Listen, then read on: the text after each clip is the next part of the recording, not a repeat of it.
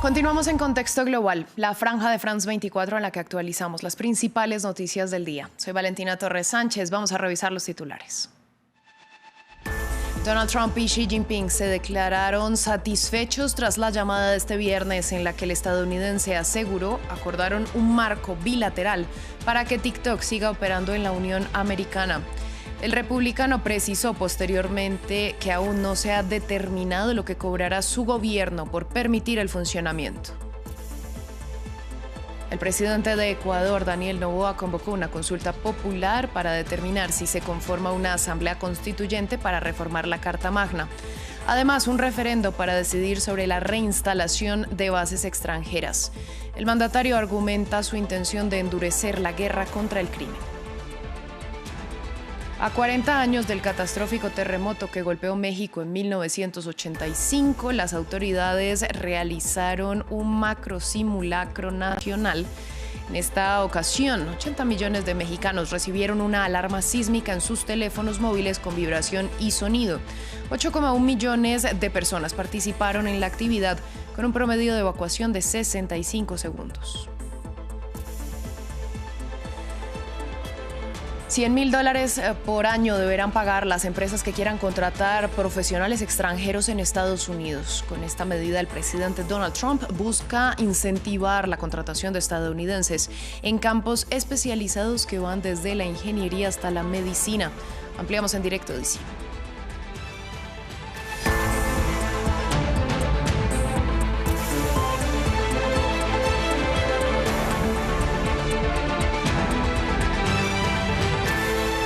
Comenzamos con la llamada entre los presidentes de Estados Unidos y China. Donald Trump y Xi Jinping discutieron durante alrededor de una hora sobre diversos temas, entre ellos el marco de un acuerdo para permitir que TikTok siga funcionando dentro de territorio estadounidense. No obstante, Trump puntualizó posteriormente que aún no ha quedado clara la tarifa que su gobierno cobrará por permitir la operación.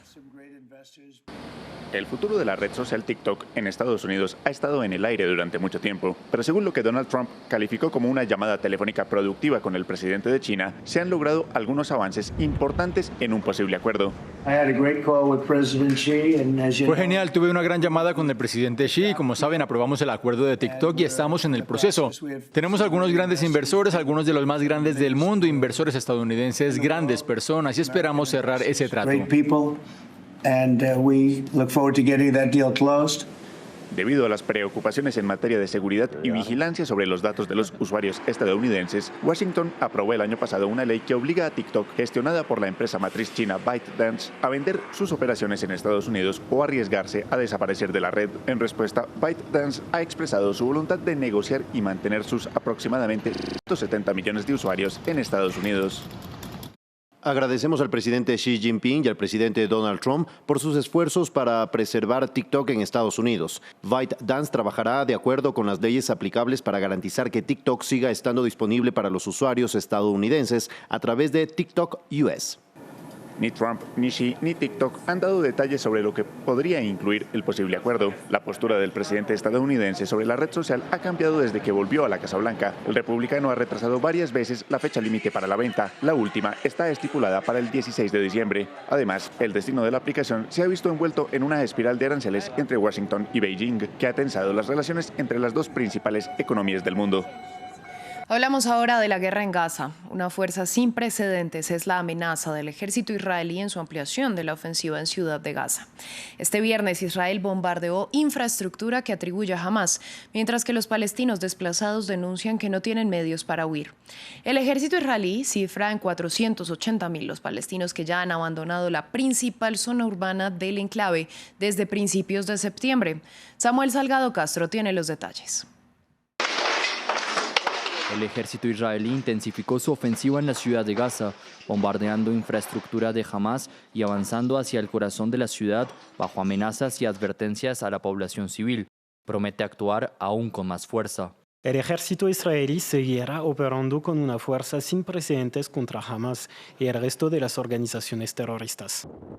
Los tanques rugen en Sheikh Radwan y Tel Al-Hawa, mientras miles de palestinos huyen sin rumbo y sin medios. Mohamed Felfel, de 63 años, y su familia de 45 personas Viven en un campamento en el centro de Gaza. Su esposa, Ayub, denuncia con la voz quebrada. ¿Cuál es nuestra culpa? ¿Somos Hamás? Estos niños, ¿qué culpa tienen? Han perdido la vida, la educación. Solo pensamos en encontrar leña y agua. Desde principios de septiembre, 480.000 palestinos han huido de la ciudad de Gaza, según una estimación del ejército israelí. Pero 1 millón de personas vivían en la urbe antes del conflicto. Cientos de miles siguen atrapados entre ruinas y campamentos. Los militares israelíes lanzan folletos instando a huir, aunque Israel ya cerró este viernes una de las 2 vías de escape que abrió el miércoles. Y las agencias de ayuda advierten: en el sur no hay comida, refugio ni higiene. La comida escasea, no hay dinero. Vivimos en tiendas que no nos protegen de la lluvia ni del sol. En Deir al-Balah, miles hacen filas por un puñado de arroz. Ahmad al-Kurd, de 75 años, dice que los comedores benéficos no dan abasto. La hambruna acecha, mientras que las autoridades de Gaza reportan más de 65.000 muertos en 2 años de guerra. Entre tanto, el gobierno de Portugal anunció que el país reconocerá oficialmente al Estado palestino el domingo. Así, la nación ibérica se une a Reino Unido, Canadá y Francia, entre otras, que harán lo propio durante la Asamblea General de Naciones Unidas. El Ministerio de Relaciones Exteriores confirma que Portugal reconocerá el Estado de Palestina, como el ministro Paulo Rangel ya había anticipado esta semana. La declaración oficial de reconocimiento tendrá lugar el domingo 21 de septiembre, aún antes de la conferencia de alto nivel de la próxima semana. Cambiamos de tema. En Ecuador, el presidente Daniel Noboa convocó una consulta popular para determinar si se conforma una asamblea constituyente con el objetivo de redactar una nueva Carta Magna y un referendo para que el pueblo decida sobre la reinstalación de bases militares extranjeras. Ambas decisiones a través de decreto y saltándose a la Corte Constitucional. El mandatario ha impulsado ampliamente la instalación de bases militares estadounidenses para combatir la violencia del narcotráfico, pero hasta el momento la ley se lo prohíbe. Nos cuenta más desde Guayaquil nuestra corresponsal Carolina Mela. El presidente Daniel Noboa ha convocado a una consulta popular para llamar a una asamblea constituyente que redacte una nueva constitución. Lo ha hecho saltándose el control de la Corte Constitucional, como establece la normativa ecuatoriana, ya que es el máximo tribunal el que debe revisar, por ejemplo, si la pregunta está bien redactada y si las razones para convocar cumplen con el control constitucional, pero no lo ha hecho. También ha convocado un referéndum para preguntar a la gente si permite la instalación de bases militares extranjeras en el país. Una pregunta que ya tenía el visto bueno de la Corte. Este es un capítulo más de la disputa del Ejecutivo contra la Corte Constitucional, a la que ha declarado enemiga del pueblo por los frenos que le ha puesto a los constantes decretos de estado de excepción con los que gobierna el presidente Noboa, y porque no ha dado paso a 5 de las 8 preguntas que había enviado el mandatario para una consulta popular, que esa era al inicio su intención. Esto ocurre también en un contexto de alta tensión social, porque hace una semana el presidente eliminó el subsidio al combustible diésel, y eso ha encendido la chispa de las manifestaciones en las calles que habían logrado controlar, pero ayer justamente las organizaciones indígenas agrupadas en la CONAIE convocaron un paro nacional de forma inmediata. Por ahora las cosas están en calma porque requiere de una organización de las comunidades indígenas, ya que han sido las protagonistas de las últimas grandes manifestaciones que ha vivido el país. La respuesta del mandatario, sin embargo, ha sido ampliar el estado de excepción a 7 provincias y dispuso el toque de queda en 5 de estas provincias para prohibir la libre circulación de las personas, sobre todo en la noche. El presidente ha calificado a los miembros de la CONAIE como revoltosos y los declaró personas no gratas en todo el país. En Venezuela, el ministro de Defensa, Vladimir Padrino López, aseguró que Estados Unidos está llevando a cabo lo que calificó de guerra no declarada contra su país. Esto en referencia al despliegue militar en aguas del Caribe y los ataques contra lanchas que Washington justifica como parte de su lucha contra el tráfico de drogas.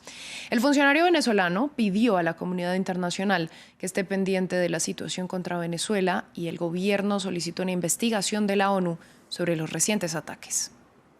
Es una guerra no declarada y ya ustedes ven cómo personas, siendo o no narcotraficantes, han sido ajusticiados en el Mar Caribe. Ajusticiados. Justamente este viernes, la canciller colombiana Rosa Villavicencio aseguró que la política antidrogas de Estados Unidos es un fracaso e instó a Washington a realizar cambios al respecto.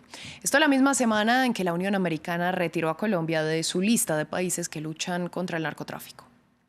Nosotros hemos manifestado públicamente que no obstante tener la cooperación militar y realizar la coordinación para la interdicción en las aguas internacionales, lo que vemos es una presencia desproporcionada militar en la región que nada tiene que ver con la lucha contra el narcotráfico. Vamos a México. Han pasado 40 años del catastrófico terremoto que golpeó el país en 1985 y las autoridades realizaron un macro simulacro nacional. En esta ocasión, 80 millones de mexicanos recibieron una alarma sísmica en sus teléfonos móviles con vibración y sonido. Además, se activaron el 99% de los casi 14.000 altavoces destinados a la alerta sísmica en la capital. 8,1 millones de personas participaron en la actividad con un promedio de evacuación de 65 segundos. Juan Carlos Aguirre nos trae el siguiente reporte. En varios estados de México, incluyendo su capital, se llevó a cabo el segundo simulacro nacional. En la Ciudad de México, frente a movimientos telúricos, aquí se encendieron más de 27,000 alarmas sísmicas. Un ejercicio que sirve también para recordar a los fallecidos del terremoto del 19 de septiembre de 1985, donde al menos 30,000 personas perdieron la vida. Coincidencialmente, también el sismo de 2017. Hoy el sonido de las alarmas sísmicas, aunque sea para un simulacro, que reviven miedos. Yo viví el terremoto del 85, que realmente fue tristísimo lo que nos sucedió. Tuvimos que cruzar cadáveres. Hace 8 años nos tocó una experiencia que después del simulacro se vino un terremoto real, entonces creo que es parte importante de seguir fomentando la prevención. Para este evento se simuló un terremoto de 8.1 en la escala de Richter con epicentro en el estado de Michoacán. Aquí en el Paseo de la Reforma se hizo uno de los simulacros con mayores eventos, accidentes de vehículos, extracciones de altura y estructuras colapsadas, además del sobrevuelo de helicópteros, pues fueron utilizados en una supuesta contingencia en la que más de 5,000 funcionarios del cuerpo o de cuerpos de seguridad y rescate participaron. Entonces queremos que todos hagamos un trabajo conjunto, tanto los servicios de emergencia como la población civil. Pues muy importante porque demostramos la capacidad técnica que hoy tiene la ciudad para responder a estos incidentes. Se calcula que en más de 80 millones de teléfonos sonó la alarma y quedará así configurada para que lo haga en un futuro, aunque el teléfono esté bloqueado o esté en silencio. La Ciudad de México, por ejemplo, está ubicada sobre una zona de alta actividad sismológica, mientras que otras entidades del país también hicieron simulacros, pero sobre sus mayores peligros: huracanes, incendios o tsunamis. Al margen de la llamada entre Donald Trump y Xi Jinping, la rivalidad económica entre Estados Unidos y China tiene consecuencias directas sobre los comerciantes. La incertidumbre está impactando a los fabricantes chinos de productos para el Mundial de Fútbol que se disputará en México, Canadá y Estados Unidos. Millones de productos de mercadeo deben engalanar los estadios, pero empresarios chinos afirman que los aranceles ya provocaron una reducción en los pedidos. En esta fábrica de Yiwu, en China, montañas de merchandising aguardan a las puertas de un mundial que se juega en Canadá, México y Estados Unidos. Millones de artículos que colorearán los estadios. Somos una fábrica que se especializa en gorros, bufandas, etc. Hemos estado operando en esta industria durante más de 10 años. Producimos artículos relacionados con el mundial y para casi todos los eventos. Para el último mundial, el de Qatar, fabricamos bufandas y produjimos casi 600,000 unidades. Pero todo tiene un precio. Donald Trump impuso a China aranceles temporales de un 30%. Mientras las negociaciones están en curso con Estados Unidos, los compradores internacionales se lo pensarán 2 veces antes de llevar a cabo sus pedidos. Para entonces, antes del último mundial, habíamos visto una gran afluencia de pedidos. Pero este año, debido a los aranceles estadounidenses y el consiguiente impacto en los aranceles mexicanos, además de que el acuerdo con China aún no se ha implementado, los clientes se muestran reticentes. Están esperando a ver si se suavizan los aranceles o cómo evoluciona la situación, por lo que los pedidos llegan con mucha más lentitud. Incertidumbre antes del pitido inicial y miedo. La volatilidad en las decisiones de la Casa Blanca juegan un papel central en este partido que comenzará a jugarse en 8 meses, pero que ya empezó en los talleres chinos. Cerramos en París, la capital francesa, donde el presidente Emmanuel Macron subió este viernes a las torres de la Catedral de Notre-Dame. Lo hizo como previo a la reapertura de las torres al público en general durante el fin de semana. Las estructuras permanecían cerradas desde el incendio que devastó el templo en 2019. Los visitantes deberán subir más de 400 escalones para un recorrido de unos 45 minutos, que les brindará algunas de las mejores vistas de París. Así llegamos al final de este informativo. Los dejamos con Rosa Pérez, más de hoy, una semana en el mundo.